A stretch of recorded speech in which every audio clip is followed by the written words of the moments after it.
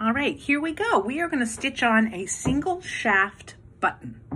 A single shaft button is a button that has one, let's see if I can see it,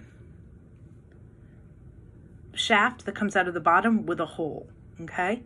So what you're going to do first is you're going to make a mark on the fabric in the location where the button is going to go. You would use a pencil for that. Make a little X, okay? See my little X there? And what you're going to do before you deal with the button, the first thing you're going to do is put a couple of little tacks or little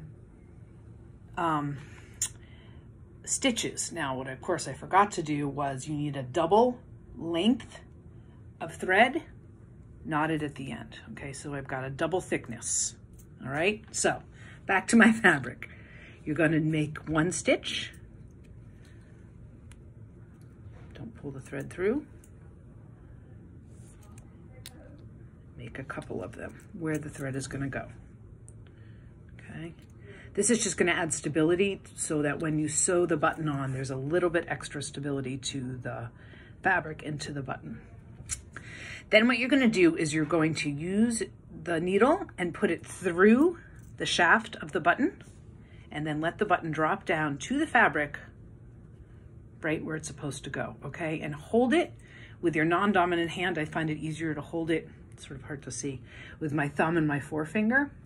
And then sewing only from the top of the fabric through to the back and then back through again and then back through the shaft so you can see. Okay, so you're gonna go down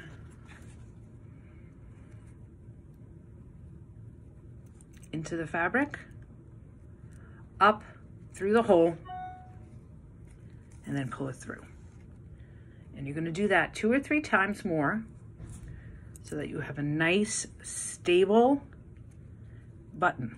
Then what you're gonna do, this is not in the book, you're gonna take the thread and you're gonna wind it around the shaft and around the thread that you've just stitched a couple of times. I think you can see, hopefully you can see. It's been wrapped around a couple of times.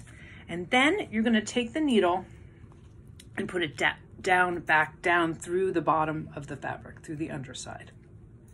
Flip it over and you're gonna make a knot, just like we always do, taking a stitch, pulling it through, and then pull. 1 time,